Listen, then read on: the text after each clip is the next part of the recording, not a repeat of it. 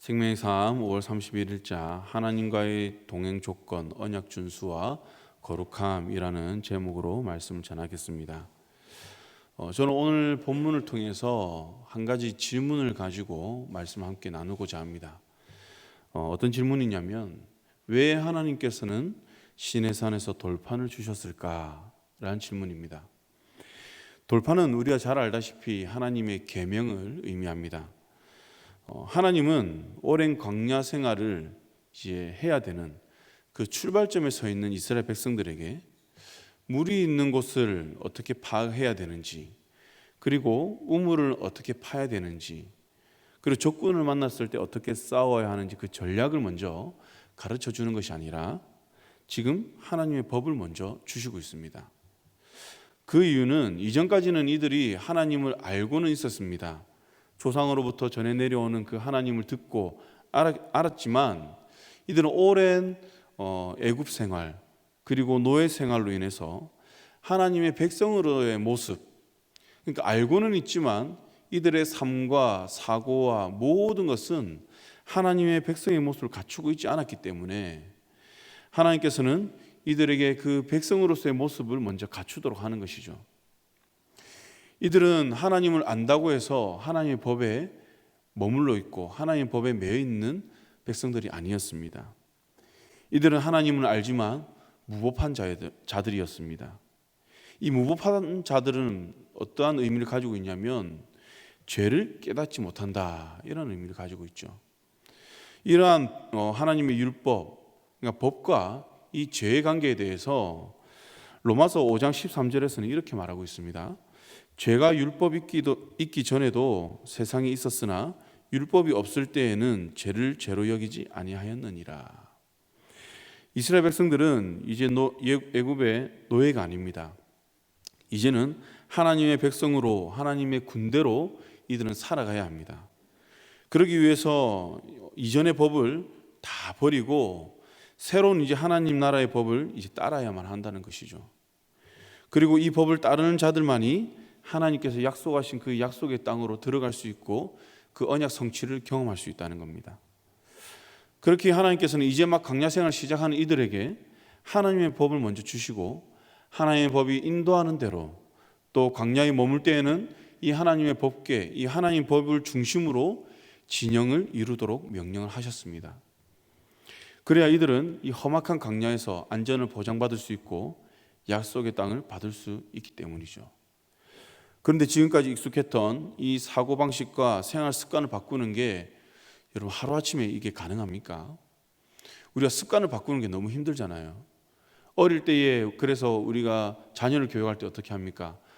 좋은 습관을 들이도록 우리가 교육을 하잖아요.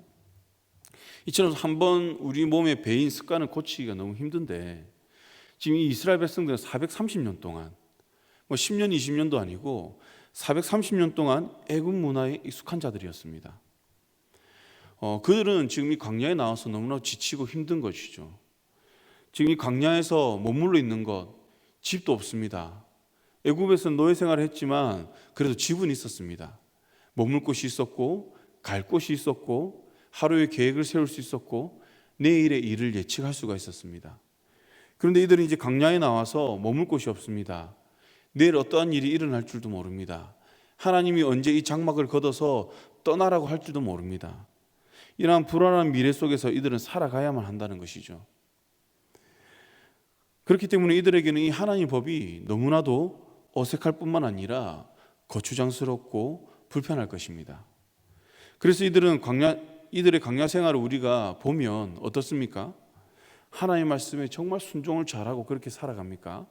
아니죠.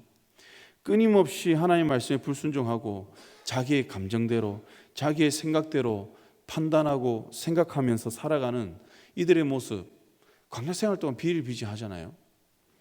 그런데 하나님께서는 어떻게 하십니까? 항상 하나님의 법이 기준이 되어서 이 법에 따라 인도하시고 이 법에 따라 판단하시고 이 법이 명하는 대로 하나님께서는 이들을 때론 징계를 하시기도 하지만 때론 따뜻한 손길로 이들을 품어주기도 한다는 것이죠. 저는 이 말씀을 읽으면서 이 시대를 살아가는 우리의 모습도 이와 같다는 생각이 들었습니다. 불안한 미래 때문에 많은 사람들은 자신이 의지할 것을 찾습니다. 마치 모세가 시내산에서 내려오지 않자 이스라엘 백성들이 어떻게 합니까? 두려워하여 불안하여서 이들 마음 가운데 조급함이 생겼습니다. 기다리지 못하고 이들은 어떻게 합니까? 아론에게 자기들의 은금 폐물을 가져가서 그것을 가지고 금송아지를 만듭니다. 그리고 이것이 우리를 애굽에서 인도하여낸 하나님이다 라고 하는 것이죠. 이렇듯 이 시대의 하나님의 백성들도 이 불안한 마음 때문에 오는 그 조급함을 참지 못하고 하나님의 말씀을 기다리고 하나님 때를 기다리기보다는 나의 마음의 안정을 찾아줄 그 무언가를 찾아서 종종 떠난다는 것이죠. 그러나 하나님께서는 광야 같은 이 세상에서 가장 잘 살 수 있는 방법, 그리고 나의 언약의 성취에 들어오는 방법, 이것은 오직 나의 법에 따라 살아가는 것이다 라고 말씀하고 있습니다. 여러분, 하나님의 말씀으로 이 세상을 살아간다는 것 쉽습니까? 그렇게 쉽지 않잖아요. 우리가 어떠한 일을 하나 한다 하더라도, 또 사업하시는 분들은 또 이제 연결되어 있는 그 업체들과 그 관계를 유지하기 위해서 하나님의 법과 많이 싸우게 될 것입니다. 신앙의 양심과 이 세상에서 살아가야 되는 그 방식의 그 충돌 때문에 많은 고민을 하기도 하죠. 세상에 살아가는 그리스도인들은 그래서 이러한 하나님의 법이 때론 올무처럼 여겨지기도 합니다. 그래서 어떤 사람들은 이렇게 이야기를 하더라고요. 하나님의 말씀이 자유를 준다고 하지만 실제 나의 삶에서는 하나님의 말씀이 자유가 아니라 구속이고 속박이다, 이런 이야기를 들었습니다. 그래서 저는 그렇게 생각을 했습니다. 그리스도인의 자유가 과연 내가 원하는 것을 하고 사는 것이 자유일까? 여러분들 생각은 어떻습니까? 내가 원하는 대로 되고 내가 원하는 것을 가지고 내가 원하는 것만 들어주시는 그것이 진정한 자유입니까? 하나님의 법이 그리스도인의 그 자유를 박탈한다고 여기십니까? 그리스도인의 자유에 대해서 팀켈러 목사님은 자유라는 책에서 이러한 표현을 쓰셨습니다. 물고기는 대기 중의 산소가 아니라 물속에 있는 산소를 들이마시기 때문에 물속에 갇혀 있고 제약받을 때에만 비로소 자유롭다. 이해가 되시죠? 물고기는 대기 중에 우리가 마시는 산소를 마시는 것이 아니라 물속에 있는 산소를 마셔야만 이들은 거기에서 살 수 있고, 그리고 그 물속에 갇혀야만, 그 물속에서 제약을 받아야만 이들은 자유롭게 살아갈 수 있다는 것이죠. 여러분, 물고기가 자유를 누리고 싶어 해서 무트로 나오면 어떻게 됩니까? 죽죠. 그 누구도 물을 떠나는 이 물고기를 두고 자유롭겠다라고 이야기하는 사람 아무도 없을 것입니다. 여러분, 물고기는 물속에서만 자유를 누릴 수가 있습니다. 이처럼 하나님의 백성은 애굽의 법, 이 시대의 법이 아니라, 이 시대의 세상의 가치관이 아니라, 이 세상에서 추구하는 이념이 아니라 바로 하나님의 법, 생명의 떡, 하나님의 말씀을 먹어야만 진정한 자유를 누릴 수 있다는 것이죠.